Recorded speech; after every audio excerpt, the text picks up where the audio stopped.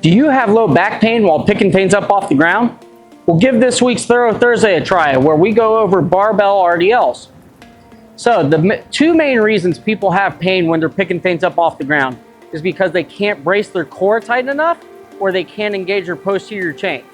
So that's why I have a lot of my clients try the barbell RDL, because you start from the top and then work your way towards the bottom.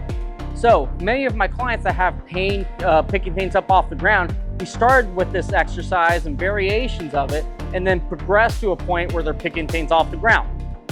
So when you're doing this movement, I personally like to set it up in a rack just below the hip level.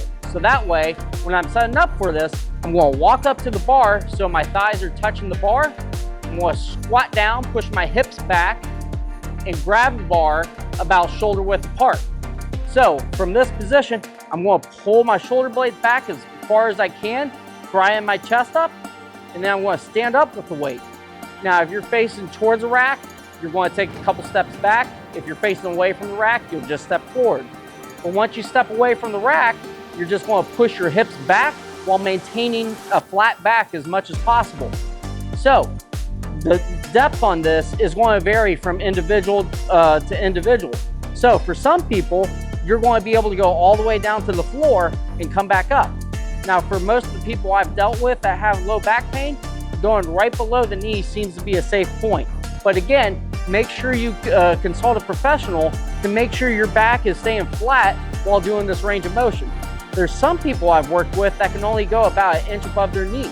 It's perfectly fine, and it still works the same muscles we're trying to work in a hinge movement.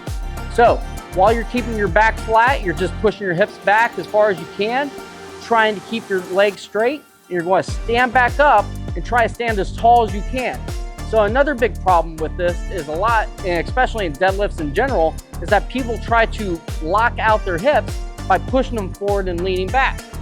In my opinion, that puts a lot of extra pressure that's not needed on your low back. So by standing as tall as you can with the weight, that's going to allow you to optimally engage your posterior chain and really get the gains and benefits that you want from deadlifting. So I hope you guys found this useful, and if you're looking for more content, please check out the website of gogiperformance.com.